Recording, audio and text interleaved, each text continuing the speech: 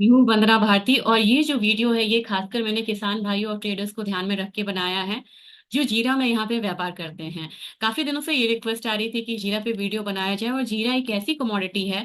मैं चार्ट यहाँ पे कुछ कारणों से नहीं शेयर कर सकती क्योंकि सेबी के ऐसे आदेश हैं। लेकिन मैं आपको ये बताना चाह रही हूँ कि ये ऐसी कमोडिटी थी जिसने यहाँ पे शुरुआत करी थी 24,700 600 700 के करीब से इस 2025 की। लेकिन वहां से लगातार हम लोगों ने जनवरी फरवरी में फॉल आता हुआ देखा, और ये फॉल जो है कहीं ना कहीं प्राइसेस को लोअर साइड ले गया और हमने 20,000 का भी स्तर देखा। लेकिन मार्च का महीना हमारे लिए खुशहाली का था, जहां से हम लोगों ने एक लोअर लेवल बाइंग बनते हुए देखा। लेकिन अप्रैल में मेजर मूव आया हुआ दिखा हम लोगों ने, और लगभग प्राइसेस जो है ये यहाँ पे 25,000 तक गई। अब 25,000 से प्राइसेस जो है नीचे फिसल रही है, तो अब यहाँ पे किसान भाइयों को चिंता है, या फिर ट्रेडर्स को यहाँ पे है कि ये गिरावट कितनी रहेगी और किस तरीके से हम यहाँ मतलब ट्रेड करके चल सकते हैं।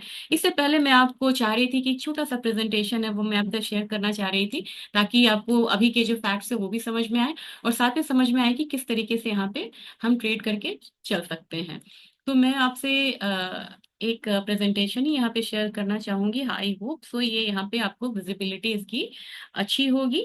और जिस तरीके से मुझे अभी लग रहा है कि प्राइसेस थोड़ा सा वेट करना पड़ेगा, क्योंकि यहाँ पे क्लैरिटी आ जाए एक बारी। तो मेरे ख्याल से जीरे की कीमतों में थोड़ा सा तो उत्पादन हमारा कम रहा है, इसका भी एक अनुमान है यहाँ पे।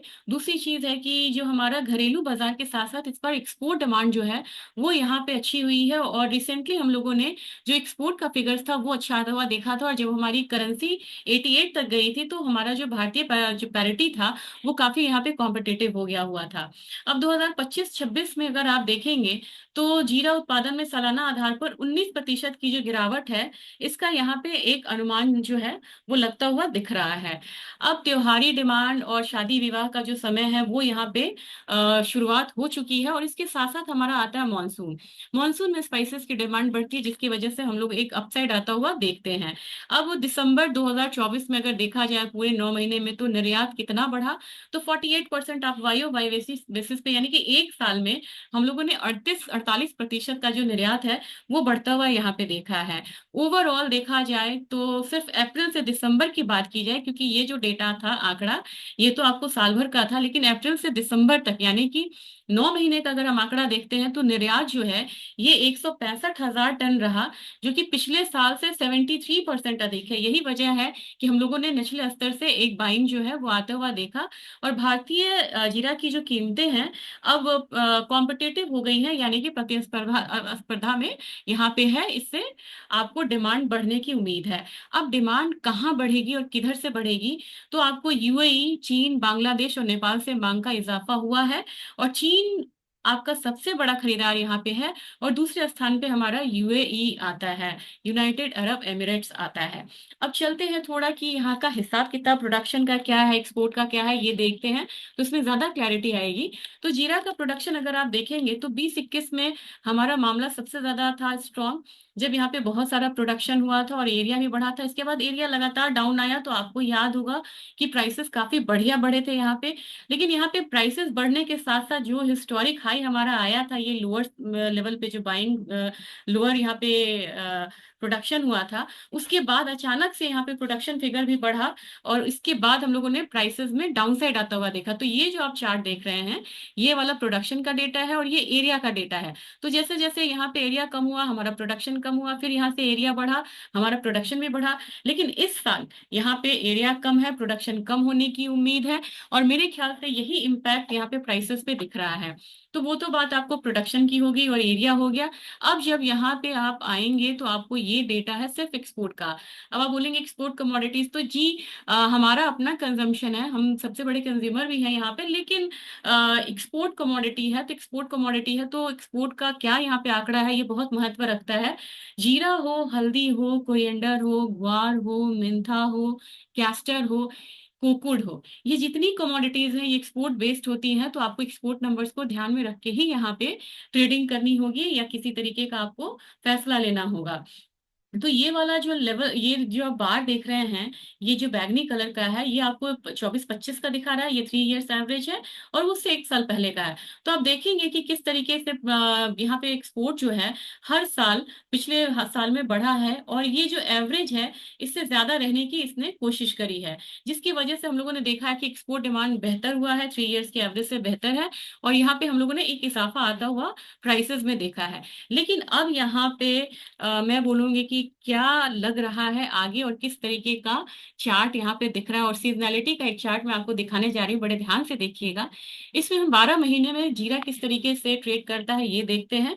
और सबसे बड़ी बात यह है कि अब आने वाले समय में कैसा रुख हो सकता है, इस चार्ट के जरिए आप जान सकते हैं और अपने डिसीजंस को ले सकते हैं। तो ये जो चार्ट है काफी सालों के एवरेज के साथ हम निकालते हैं। तो जब हमारा पीक अराइवल्स होता है, हम जानते हैं यहाँ पे कि पीक अराइवल्स हमारा मतलब मार्च मई तक भी है। लेकिन हमारा ये जो प्राइसेस है, ये डाउन साइड आता है जैसे यहाँ पे अराइवल्स का टाइम शुरू होता है। लेकिन मार्च में क्या होता है कि पीक अराइवल हमारा हो जाता है, यानी कि जितना भी माल आना रहता है उसका बहुत सारा जो पार्ट है वो मार्च में आ जाता है, फरवरी मार्च तक आता है। और अप्रैल में से जो अराइवल्स आते हैं, जो किसान भाई लाते हैं, वो यहाँ पे थोड़ा बहुत होता है। और इस बार किसान भाइयों ने भी काफी अच्छा वो करा है, जब भी प्राइसेस कम हुई है उन्होंने माल को रोक के रखा है। और जैसे अभी 25,000 आया था ना, तो उन्होंने स्टॉक्स रिलीज करा है। इस तरीके से आप यहाँ पे ट्रेड कर सकते हैं। लेकिन मार्च के बाद, यही मार्च आपने देखा होगा, मैंने आपको चार्ट पे भी दिखाया था कि प्राइसेस बताया था कि मार्च और अप्रैल में प्राइस बढ़ा है।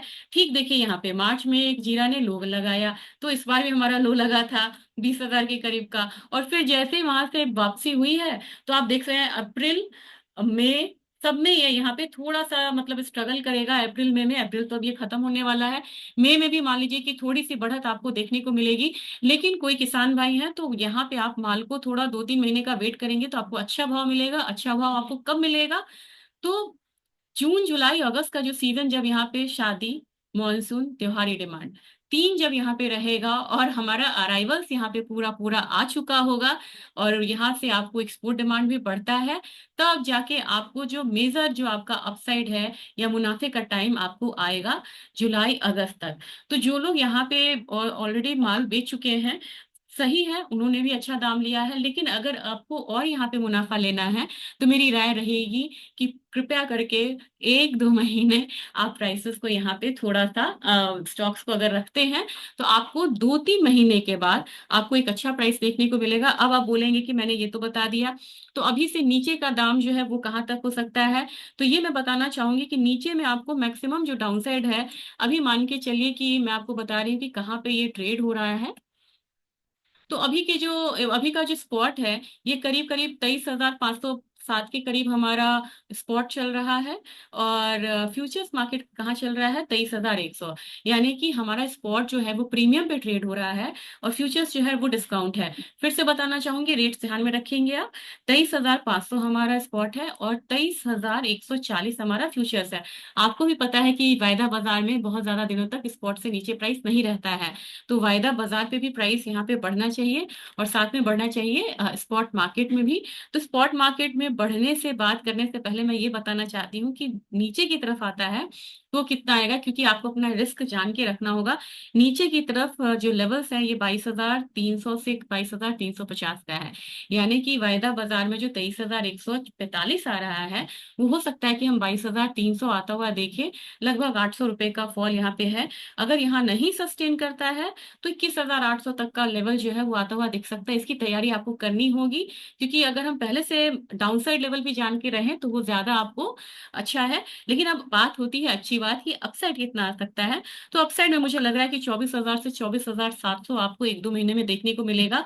लेकिन जब मैं जून जुलाई वाली बात जो कर रही हूँ, उस समय हो सकता है कि आपको प्राइसेस 28,000 से लेके 29,000 तक का लेवल, या मैक्सिमम 30,000 तक का लेवल दिखा सकता है। तो इसको ध्यान में रखते हुए आप यहाँ पे ट्रेड करिएगा। इन बिटवीन अगर कोई कारण ऐसे आ जाते हैं जिससे कि प्राइस पे फर्क पड़ता है, तो मैं वीडियो बना के आपको जरूर अपडेट दूंगी।